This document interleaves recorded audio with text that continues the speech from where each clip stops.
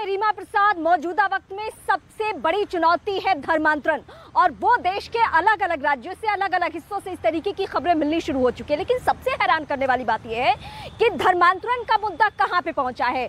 Delhi NCR जैसे इलाके में, यानी गाजियाबाद, और वहां ऐसे वैसे लोगों को नहीं बल्कि नाबालिगों को झांसे में लिया जा रहा है। इसके लिए कई चीजों का इस्तेमाल हो रहा है।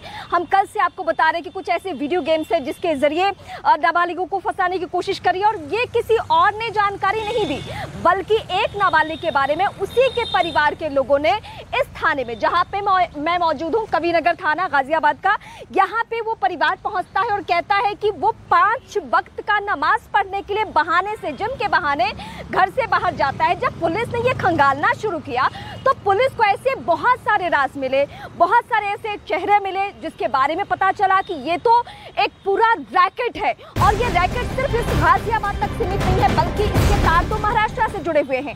जाकिर नाइक जो कि भारत में प्रतिबंधित है, उसके वीडियोस भी ये सुन रहे हैं, उसके वीडियोस को दिखाकर भी बरगलाने की कोशिश हो रही है। ये इतनी बड़ी बातें हैं कि पुलिस की टीम बहुत ज्यादा अलर्ट हो चुकी है, और हर दिन का डेवलपमेंट ये कहता है कि कई गिरफ्तारियां हो चुकी है। गिरफ्तारियों में सबसे चौंकाने वाला नाम जो है वो एक बद्दो नाम के शख्स का आया है। उसकी क्या भूमिका है, किसके निशानदेही पे वो इस तरीके के कदम उठा रहा था, क्योंकि अभी कुछ महीनों से आप कह सकते हैं कि धर्मांतरण के मुद्दे पे हर राज्य की सरकार बहुत ज्यादा संजीदा है, और ये उत्तर प्रदेश का मामला है तो आप समझ सकते हैं कि उत्तर प्रदेश की सरकार तो ऐसे मामलों में और भी ज्यादा सक्रिय हो जाती है। एक डिटेल रिपोर्ट पहले दिखाएंगे आपको। रिपोर्ट के जरिए आप समझिए कि अभी तक क्या कुछ हुआ है।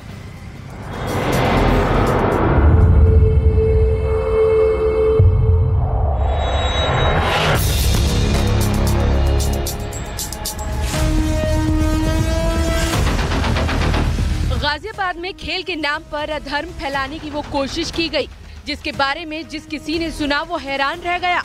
खेल को धर्म से जोड़कर जिहाद करने की वो तालीम दी गई, जिसे सुनकर आपकी रूह थर्रा जाएगी। एक गेमिंग ऐप कभी धर्मांतरण के लिए इस्तेमाल किया जा सकता है, ये शायद आपके जहन में भी कभी आया नहीं होगा। ये कहानी कुछ महीनों की नहीं बल्कि 2 साल से चली आ रही है। अब ये आलम है कि एक नाबालिग का धर्म विशेष की तरफ इतना झुकाव हो गया है कि वो परिवार तक को उस राह पर चलने की हिदायत दे रहा है। गाजियाबाद के संजय नगर इलाके में बनी मस्जिद कमेटी का मेंबर इस काम को अंजाम दे रहा था। पुलिस का दावा है कि नाबालिगों के धर्मांतरण की पूरी खबर मस्जिद के मौलवी को थी, लेकिन मौलवी उसे सपोर्ट करता था और किसी को भनक तक नहीं लगने दी। सूत्रों के मुताबिक जब नाबालिग लड़के मस्जिद में जाते थे तो आरोपी वहां उन्हें नमाज पढ़ने की तौर तरीके सिखाता था। वो उन्हें नमाज के लिए बैठने के बारे में बताता, आयतों की जानकारी देता और उन्हें हर चीज के बारे में तफसील से बताता। आरोपी जानता था कि नाबालिग बच्चों का दूसरे समुदाय से ताल्लुक है, बावजूद इसके वो उन्हें हर तरह की सुविधाएं देता रहा और अपने नाजायज मकसद में कामयाब हो गया। इस बात का पर्दाफाश तब हुआ जब पुलिस गेमिंग ऐप की फर्जी आईडी की पहचान करने में जुटी थी। पुलिस को इस दौरान कुछ दूसरी आईडी भी मिली जिसमें नाबालिग बच्चे असली नाम का इस्तेमाल कर रहे थे। इन सभी बच्चों को ऑनलाइन गेम के ग्रुप में दूसरे धर्म की तरफ झुकाव दिलाने की कोशिश की जा रही थी। सूत्रों के मुताबिक बद्दो नाम के फर्जी आईडी बनाने वाले शाहनवाज ने कुछ ऐसे लड़कों की टीम बनाई थी जो गेमिंग ऐप में हिंदू धर्म के लड़के बनकर जुड़ते थे, और उनके टारगेट में सिर्फ वही लड़के होते थे जो नाबालिग हों। ये काम बड़ी होशियारी से किया जा रहा था। इस काम के लिए मोटी रकम खर्च की जा रही थी जिसके विदेश से आने की उम्मीद है। बद्दो नाम रखने के पीछे का मकसद ये था कि कहीं परिवार को बच्चों के धर्म विशेष की तरफ झुकाव की खबर न लग सके। शाहनवाज का सपना सिर्फ उन बच्चों का धर्मांतरण का नहीं था। पुलिस जब इस पूरे मामले की तह तक गई तो उसे फरीदाबाद और चंडीगढ़ के 2 और नाबालिग बच्चों के बारे में जानकारी मिली, जिसके बाद फरीदाबाद और चंडीगढ़ में यूपी पुलिस ने परिवारों से मुलाकात की। आरोपी ये बात बखूबी जानता था कि एक दिन उसके इस गंदे धंधे का अंत जरूर होना है। 2 साल से भी ज्यादा वक्त ऑनलाइन गेम में बिताने के बाद बद्दो अपनी आईडी को बदल नहीं सका। जैसे ही उसे भनक लगी वो परिवार समेत महाराष्ट्र के मुंब्रा से फरार हो गया। अब पुलिस उसके खुद के बनाए नेटवर्क से ही उसका तिलिस्म तोड़ने में जुटी है।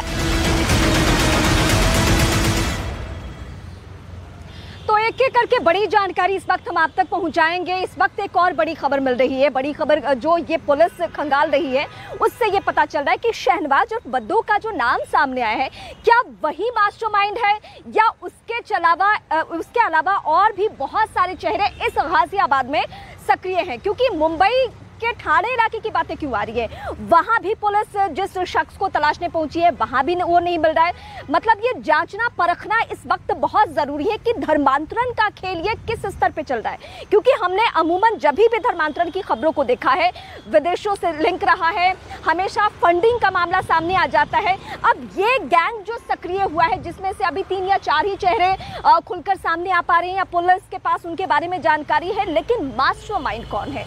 क्या वो इस्लामिक देशों से फंड ले रहा है? क्या इस तरीके भी कोई बातें हैं? क्योंकि ये पूरे टारगेट के साथ है, नाबालिग बच्चों को गुमराह करना, गेमिंग ऐप के जरिए उनको आयतें सिखाना, जो कायदे कानून है उनके यहाँ के, नमाज कैसे पढ़ा जाता है, मस्जिद में किस तरीके से जाया जाता है, ये तमाम बातें समझाना।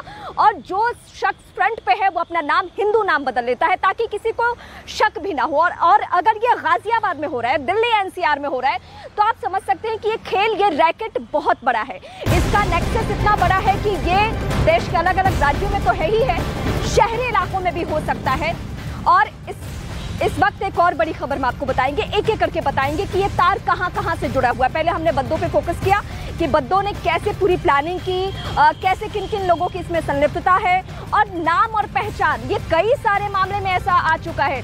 साक्षी का जो मामला चल रहा था जिसमें साहिल खान अपने हाथ में कलावा बांधता है ताकि वो गुमराह कर सके, इस तरीके से धर्मांतरण के मामले में भी यही हो रहा है। तो एक और जो बड़ी खबर इस वक्त की हम बता रहे हैं वो मुंबई कनेक्शन क्या है, ठाणे कनेक्शन क्या है, वो हम आपको बता रहे हैं। हालांकि यहाँ की पुलिस ने संपर्क साधा लोकल पुलिस से। लोकल पुलिस जब वहाँ से पहुँचती है तो 4 दिन पहले उस घर में ताला लग जाता है। यानी भनक लग चुकी है इन सारे लोगों को कि अब पुलिस इस मामले को लेकर बहुत ज़्यादा संजीदा है, बहुत ज़्यादा सक्रिय है। और किसी भी सूरत में, मैं पहले ही आपको बता चुकी हूँ कि ये मामला उत्तर प्रदेश का है, तो जाहिर सी बात है कि अन्य राज्यों की तुलना में यहाँ पुलिस की सक्रियता बहुत ज्यादा बढ़ जानी है, क्योंकि आम लोगों की सुरक्षा को लेकर बहुत ज्यादा पुलिस चौकन्नी रहती है। मैं सीधे अपने सहयोगी दीपक का रुख करती हूँ। दीपक, सबसे पहले जो अभी डेवलपमेंट है पुलिस सोर्सेज जो आप तक खबर पहुंच रही है उसके बारे में बताइए। देखिए, पुलिस की टीमें जो हैं कई जगह पर अलग अलग रूट में इस वक्त छानबीन कर रही है। सबसे पहले बद्दो, जो फर्जी नाम है, एक हिंदू नाम का इस्तेमाल किया गया था खान शहनवाज के द्वारा, जो इस पूरे खेल का मास्टरमाइंड है और तकरीबन 2.5 साल से नाबालिग बच्चों को अपने टारगेट में ले रहा था। और इसने 2.5 साल से कई तरह से अलग अलग गेमिंग ऐप के जरिए, चाहे वो फोर्टनाइट हो या डिस्कॉर्ड हो, इसके अलावा दूसरे कई ऐप्स का इस्तेमाल किया है और इन नाबालिगों को झांसा दिया है।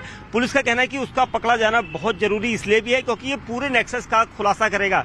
वहीं 2.5 साल से उसे क्या किसी तरह की कोई फंडिंग मिल रही थी, क्योंकि सीमा पार से भी इसके ताल्लुकात यहाँ पर बताया जा रहा है। पुलिस का कहना है कि साइबर सेल की टीमें ये पता लगा रही है कि सीमा पार से आखिर किसके नेटवर्क में था और इसे किस तरह की फंडिंग मुहैया की जा रही थी, क्योंकि ये तार बिल्कुल देश नहीं बल्कि विदेश तक फैले हुए हैं और ये एक बड़ी सोची समझी रणनीति के तहत किया जा रहा था। और इसमें अभी तक 4 बच्चों का, जो नाबालिग बच्चे हैं, उनका सामना हुआ है। लेकिन पुलिस का कहना है कि उनसे धीरे धीरे हम पूछताछ कर रहे हैं क्योंकि नाबालिग बच्चे हैं।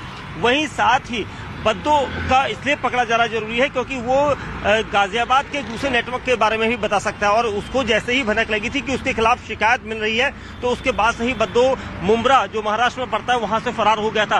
पुलिस का कहना है कि उसकी लोकेशन लगातार वो ट्रैक कर रहे हैं और वो रडार पर है और बद्दो जल्द ही गिरफ्तार हो जाएगा, क्योंकि मुंबई महाराष्ट्र से तकरीबन 400 किलोमीटर के आसपास की दूरी में वो फरार हुआ है और अपने परिवार के साथ वो भागा हुआ है। अब बहरहाल पुलिस का कहना है कि अभी भी मामले में कई सारी चीजें हैं, कुछ अकाउंट्स खंगालने हैं, कुछ जो जहां फंडिंग होती थी कुछ ऐसी चीजें उनको मिली हैं और कुछ चैट्स के जरिए वो जानकारी लेंगे कि चैट्स में आखिर क्या क्या है, क्योंकि चैट काफी महत्वपूर्ण है, किस तरह से ब्रेन वॉश करता था। और हाँ जी, बहुत सारे महत्वपूर्ण सवाल है। मैं एक बार फिर से आपका रुख करती हूँ, लेकिन दर्शकों की सहूलियत के लिए एक और बड़ी खबर बता दूं, और वो खबर भी बद्दो से ही जुड़ी हुई है, जिसका असली नाम क्या है, शहनवाज है।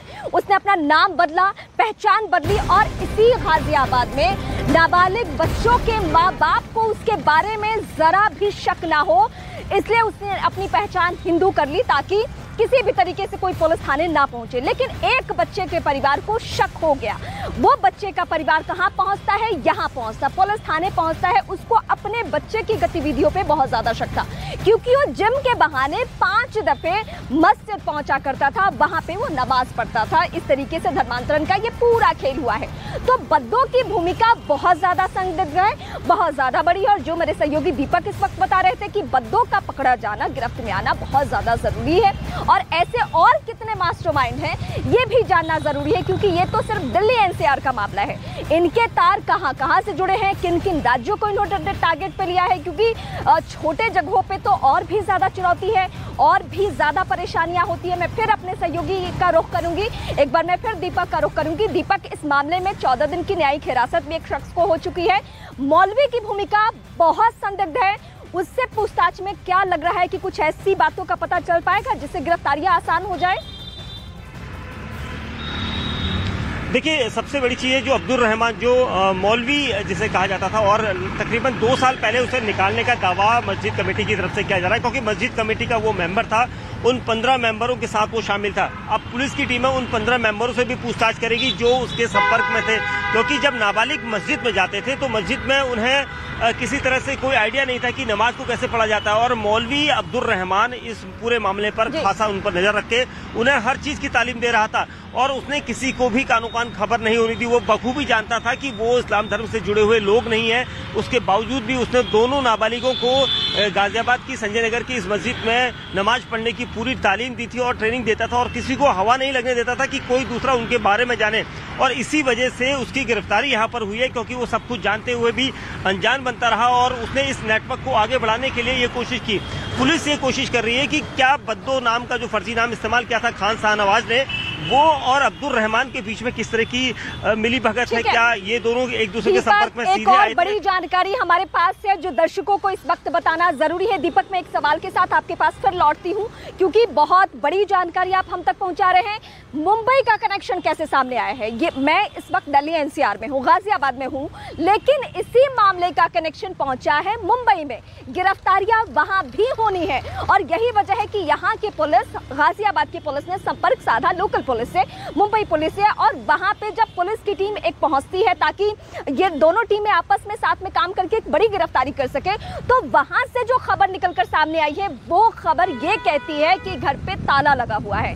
यानी जो ये पूरा नेटवर्क है, ये जो पूरा नेक्सस है, वो किस तरीके से काम कर रहा है कि जब पुलिस पहुंचे उससे पहले ये सतर्क हो जाते हैं, उससे पहले ये अलर्ट हो जाते हैं, और गिरफ्तारी इनकी नहीं हो पाती है। लेकिन ये बात और है, वक्त लग रहा है, वक्त जितना भी लगे गिरफ्तारियां होनी है, चाहे वो गाजियाबाद से हो या फिर मुंबई से हो, क्योंकि दोनों पुलिस आपस में संपर्क करके इस वक्त काम कर रही है। ये सिर्फ एक राज्य का मामला नहीं है, ये सिर्फ दिल्ली एनसीआर का मामला नहीं है, बल्कि ये देश के अलग अलग राज्यों से जुड़ा हुआ मामला है। धर्मांतरण इस वक्त की सबसे बड़ी चुनौती तमाम राज्य की सरकारों के सामने है।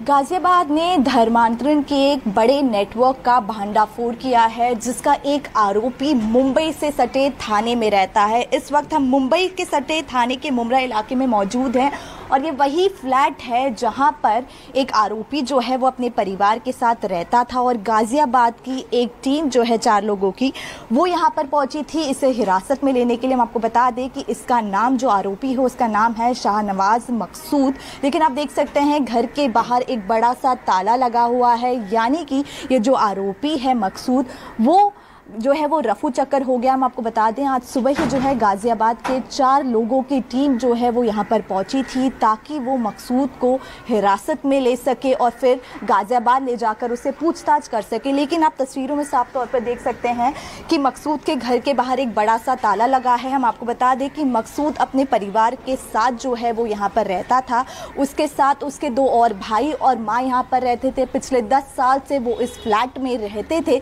लेकिन जैसे ही उसे इस बात की भनक पड़ी वो यहाँ से रफू चक्कर हो गया। गाजियाबाद की जो है 4 लोगों की टीम जो है वो यहाँ पर पहुँची थी, लेकिन यहाँ पर ताला देखकर जो है वो टीम वापस से हो गई। चलिए हम उनके पड़ोसियों से बात करते हैं। आंटी, कितने टाइम से वो यहाँ पर रह रहे थे? बहुत सालों से ये लोग, बहुत सालों से रह रहे थे जी, बहुत सालों से रह रहे। कब से आप इनसे जानती हैं? क्या किसी से जो है वो बातचीत थी उनकी? क्या आपसे कभी? पड़ोसी है ना, पड़ोसी तो बातचीत होगी ना। हाँ, पड़ोसी है, बातचीत करते हैं। ऐसे इतनी बातचीत नहीं, हम लोग घर में बैठे करें, बस ऐसे खड़े रहेंगे तो बात कर लेते, अंदर आ जाते हैं। अच्छा, हाँ। कितने लोग रहते थे कुल मिला के इस घर में? 4 जन है, 2-3 बेटे और एक माँ, बस। तो मेरे सहयोगी श्रेया की रिपोर्ट आप देख रहे थे मुंबई के ठाणे से, जहां पे पुलिस की टीम, गाजियाबाद की पुलिस की टीम पहुंची हुई है वहां।